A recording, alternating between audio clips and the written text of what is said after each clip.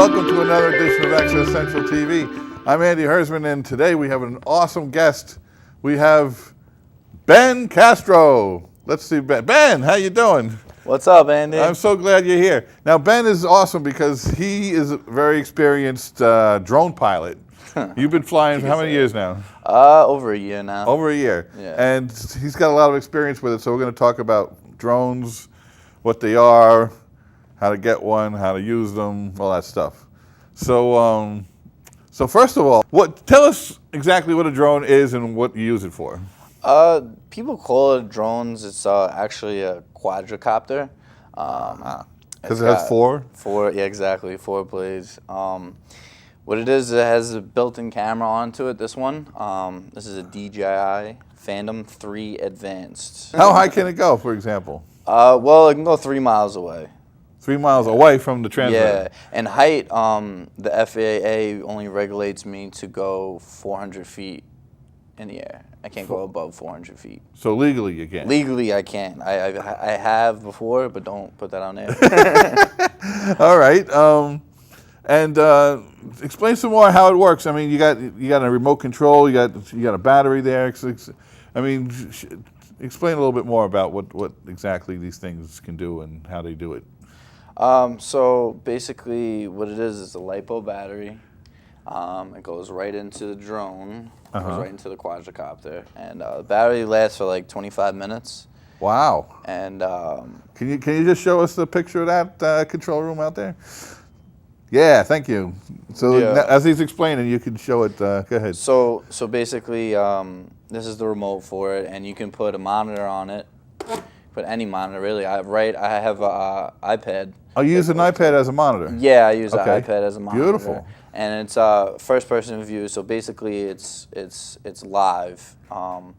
It's probably like half a second off from where I'm really flying. So when it's in the air, I could see whatever the drone sees, the camera sees. That is awesome. So yeah, and then it has a remote that can control it.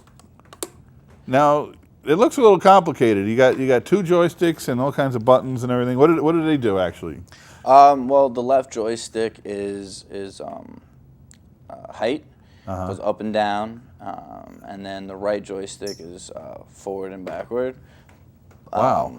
The left joystick controls left to right, and then the right joystick controls left to right and front to back. So basically, if you want to go up and down, it's the left. If you want to go forward and back, it's the right, basically. Wow. Yeah. Okay, and what controls the camera then? Because I know you could actually turn the camera too, right? On the top of the remote, it has over here on the right and the left where it controls the camera, and I can press the button over here to take the pictures, and on the left there's a record button to do videos. Wow. So you can control the camera from the top and the back of the remote. So as you're flying, you could actually aim the camera at different things. That's really pretty sophisticated stuff. How much something like this costs? This one was $1,000. Wow. Yeah. But I guess it's worth it because it's cheaper than flying a helicopter, right? Exactly. A lot cheaper than flying a helicopter and renting a helicopter out and getting a photographer or a videographer to go on top of, go in the helicopter. And, yeah. Now, why did it have 4 propellers? Like helicopters only have 1, right? So what makes 4? Is that better or worse, or is it more stable? Or I guess it's more stable. I don't really know. Oh, okay. I don't really know. Yeah, I was always wondering about that, but okay. Now, we were talking before about regulations, how high you're allowed and all that. Yeah. Now, I understand recently they made it a law that you have to register these things. Yeah. Okay. Now, I took a video from the FAA's website of the guy explaining about the registration process. So why don't we take a look at that now? The FAA wants everyone who buys a drone this holiday season to know that they're responsible to understand the airspace rules and to fly safely. If you own a drone weighing about 9 ounces but less than 55 pounds, you must register with the FAA by February 19th. Registration is free through a rebate until January 20th. So register online now at FAA.gov and give the gift of safety to your friends and family this holiday season by encouraging them to register their drones as well. It costs $5 to register, right? So what do you think about that? Is it a necessary thing? Is it just something that the government's doing for money, or is it really serving a purpose? I think a couple of reasons. I'm for it. I'm against it. I don't really care. The main purpose, I think, was to really because what happened was with California too. Everybody has a drone, and everybody's crashing these drones into different places. Like one guy crashed into the White House. One guy crashed into the U.S. Open, and I think what it is that. They need to find somebody held liable. Okay. To, well, that sounds kind of, if you have common sense, I mean, who would, yeah, I could see people trying to fly it over the White House, but that's kind of silly. Okay, I understand that, But, I mean, if you just want to just fly it over a beach or something, I mean, this is pretty, how much is one of those things, how much does it weigh, for example? That one, I think, is a couple pounds, like 2-3 pounds. So if that hits somebody in the head, it can kind of cause some kind of damage. Yeah, right? it would cause some damage if it fell out of the sky and hurt somebody. Yeah. Okay. Well, I guess it can be used that way. Yeah, definitely. 100%. So I understand. So let's go back now. I want to know how you got started with this stuff. Well, first it was over a year ago, almost 2 years ago. I was actually online, and I saw a video, and I was really interested in it because like it was a very low shot, and then all of a sudden it shot up, and I'm like, how did they do that? Oh, so it wasn't like you were thinking it was a crane at first. Yeah, I thought it was a jib shot, crane shot, and then all of a sudden it just kept getting higher and higher and higher and higher. Wow. And I was interested in it, Yeah. and come to find out that it was a drone.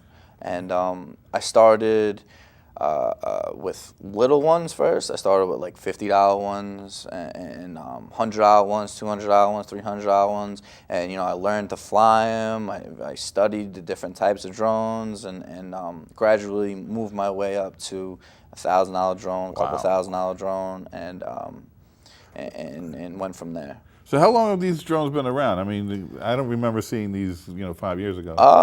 They're really new technology, and then it keeps the technology keeps increasing, getting better and better. Like I paid $1,000 for this one a couple months ago, and it's already down to $800. Wow! And the standard ones, the regular ones, are getting down to like $500. Wow! So it's becoming more affordable. It's becoming more affordable, and a lot more people are having them, and a lot more people are doing them. That's amazing.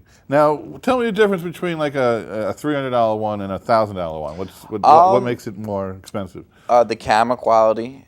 This Okay. one is 2.7. It goes up to 2.7 and 2.7K, and the standard one, it goes up to 1080.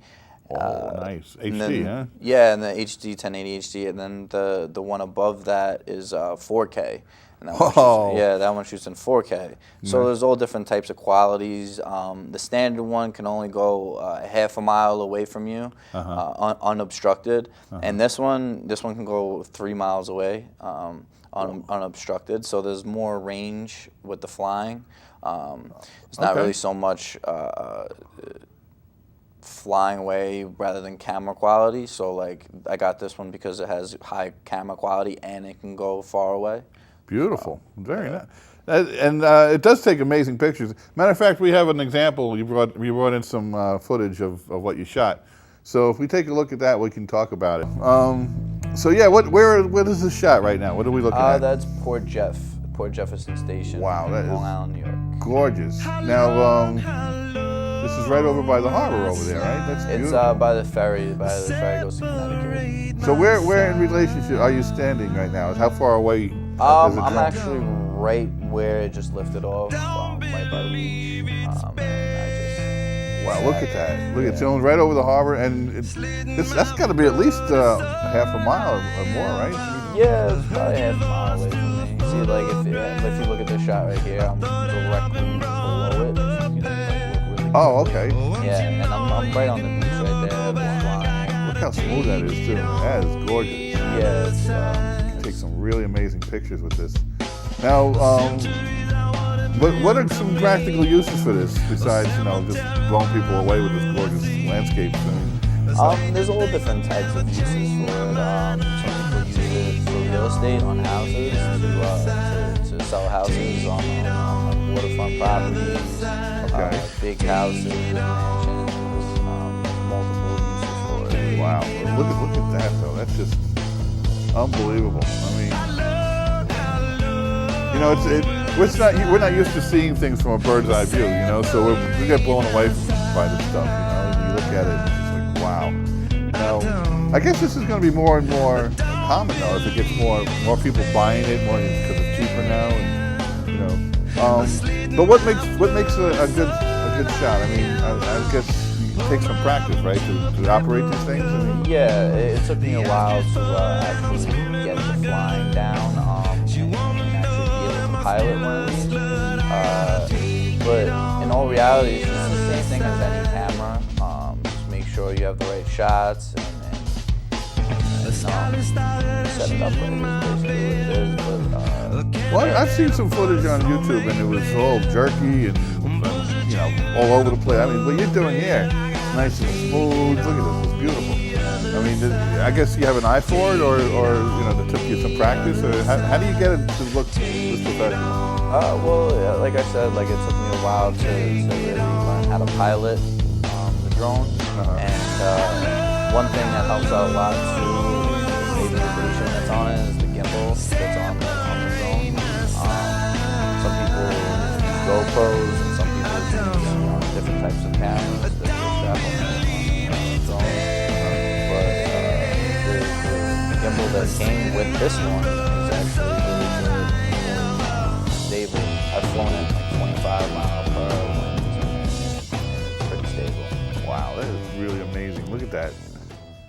It still blows me away. I could look at this stuff for hours. You know, it's just absolutely amazing stuff. And you know, what do you think about the future? What more can they do to make these things even better? You know, I mean. Well, like there's, it's a growing industry. I went to the first ever drone film festival. Is that your phone? I don't know. Sounds. It's his phone. I heard a dog barking. Yeah, his dog. I'm gonna have to do some editing here. Oh, that's all right. Oh, okay. Don't worry. It's not a real dog. No problem. All right. Yeah. So let's get back to what we were saying. So when I understand, like there's all kinds of new features they could add to it. You know, they got GPS and they got all these, you know, like you can make it programmable or whatever. And you know, explain some of the features that you know that can be added to this thing. Well, this one in particular has GPS in it. Okay. So if you lose it in the sky, you could actually see exactly where it is and where it crashed or where it landed or where in the sky it is. Wow. If I lose it, there's actually a button that I could press that it comes back to exactly where it lifted off on the GPS. So if I do the GPS and I calibrate it to a certain spot where I lift off, and I lose it in the sky, I could press the home button and it flies back exactly where it lifted off. Now that could come in handy. Very cool. Now, see, that blows me away that we have the technology that, you know, something like that could work. You know, that's amazing. And what about? I've read like you can program it to like, you know, circle a certain object or do things like that. I mean, what other things can this do that makes it easier to operate? There's a couple features that this one has. This one has the follow me feature, where you could, let's say you need a shot where you're in a car and you want a shot above the car following the car. So all you would do is have this remote, put the remote inside the car, and put the follow me app in there, and when the follow me app is enabled, it follows the car. So I wouldn't even have to even pilot it. I would just let it go, put everything together on the monitor, and just basically it flies and follows the car by itself. That's amazing. Yeah, there's another feature in it too where it's called point of interest, where you let's say you have an object like a flagpole or something that you want to focus on. You can do another feature, and then it circles that object. Wow. So like monuments and things Yeah, like that? monuments, statues, flagpoles, Wow. buildings, whatever you want to do, and it circles that object, that point of interest. That's amazing. Yeah, and there's another feature called the waypoint, and you basically put the coordinates of where exactly you want it to fly, and then it lifts off by itself, and it follows the exact coordinates of where you want it to fly, and it flies back to where you lifted off by itself without a pilot. Wow. Yeah. So like if you were making a movie and you knew exactly like where the actors are going to be standing at certain points, and you can actually program it to be at certain places, that's, wow. That just blows me away. It's just amazing stuff. And I guess $1,000 is really not that expensive when you think about what you're getting for it. You know, I mean, you're getting a really high quality camera, first of all, and the fact that you could, you know, put it almost anywhere in the sky, you know, and where you need it, amazing technology. Yeah, you think about it, you buy a Canon, you buy a Nikon, regular DSLR camera, and yeah, all you can do you're is spending $800, $1,000 anyway. Right, And you're getting a right. camera with the same quality that could fly. amazing. Yeah, because otherwise you're stuck with a tripod or whatever, right? And, Yeah, you know, I mean, yeah. you're not going to get much with that. Yeah, your Canon's not going to be able to fly. That's just amazing. So, what do you think you're going to be doing in the future with this kind of? I know you've been doing it for a year, but I mean, are you going to keep upgrading with the technology? You're going to, you know, give us some more footage of you know, stuff to look at. I mean, what are your goals with this? There's a lot of different avenues that you could take with this, like movies, commercials. If you look at TV now, a lot of commercials, a lot of TV shows actually use drones. And since I've been flying them, since I've been in the industry a little bit, I've been noticing a lot of drone shots in commercials and movies and television shows, and I wouldn't even have noticed that until, you know, I got into it. And there's all different types of things, and you know what it is too, like they're getting cheaper and cheaper, so anybody can buy them. But the thing is, I have to be creative with the drone. I have to be creative with different ideas, because anybody can get a drone and fly it. Well, that's what I was thinking, and, you know, because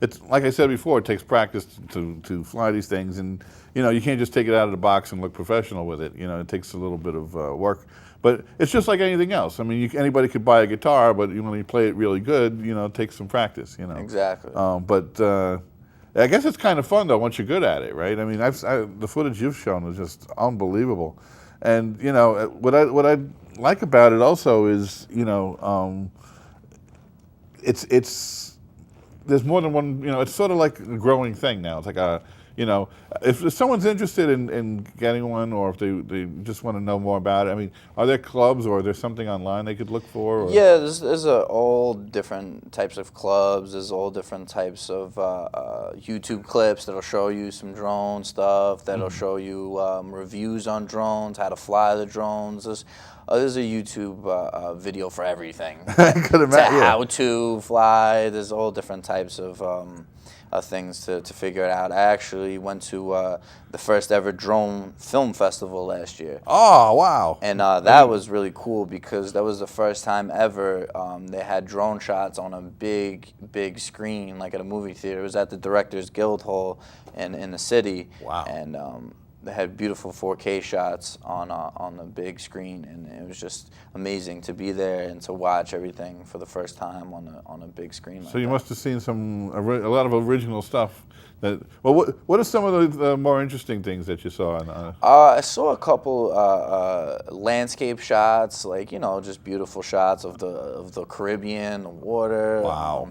There was one, a creative one called Superman with a GoPro, and they green screened Superman. He was all dressed up like Superman. They green screened him into the drone shots. And they used After Effects for, like, you know, bullets and everything like that. And, Wow. And had him flying around. They flew the drone. It's actually the same drone as this right here.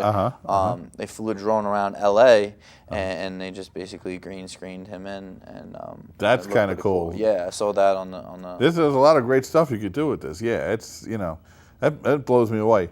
So, you know, if somebody doesn't know anything about this at all, and, you know, maybe they're a filmmaker and they need an overhead shot once in a while, you know, and they don't really want to invest the money. I mean, are there people like you that they can come to get just a couple of minutes of footage? Yeah, definitely. I put a lot of my footage online. People buy my footage. I did a couple music videos. Wow.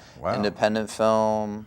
I did work for Suffolk Community College. Wow. Did a couple shots for the Brentwood campus and the Selden campus too. Wow, very nice. So, very nice. It's a growing industry, and it's only going to get bigger and bigger and bigger.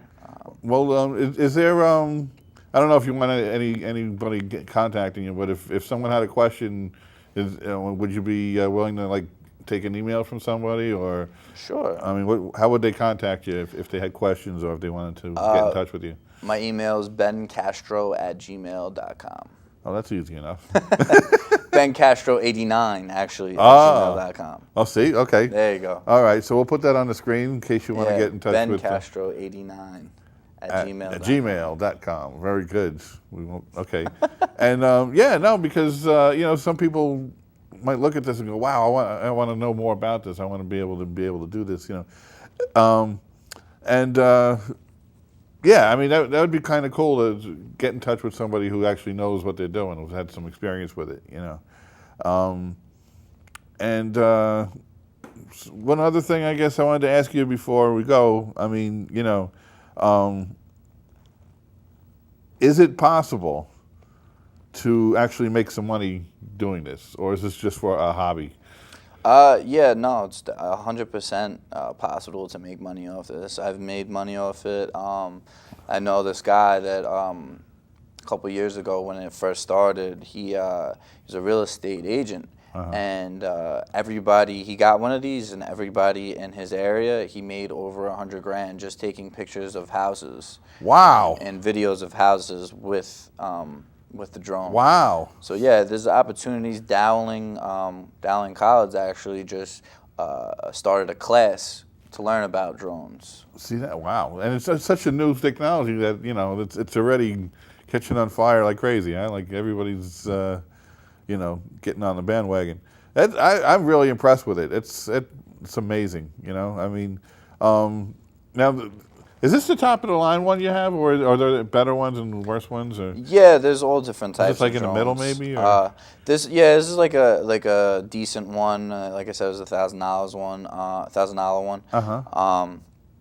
There's one that goes up. You can get a drone for like $10,000. You can get a drone for $100, $50. Okay. You know, it all depending on what camera is on it, how many propellers, because they have ones like this is a quadricopter. They have a hexacopter, an octocopter. Whoa, really? They have all different types. They have ones that you could build yourself. They have ones that you could strap a DSLR camera on it.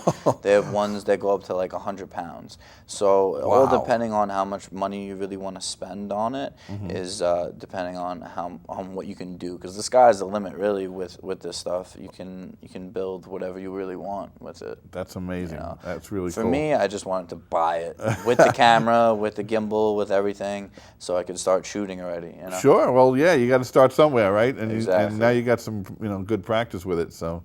Fantastic. Well, I want to thank you for coming to the studio and explaining it to everybody, because I know it's you using your time here, but I think it's nice when new technology comes out that people are aware of it, and learn about it, and stay up with the newest trends in technology. So thanks for sharing your expertise with us. Thank you. Thank you for having me. Very good. And until next week. This is Access Central TV. Have a good one. Hi, it's Bud Dickman from the world-famous Phil Erie Show. You're watching Access Central TV.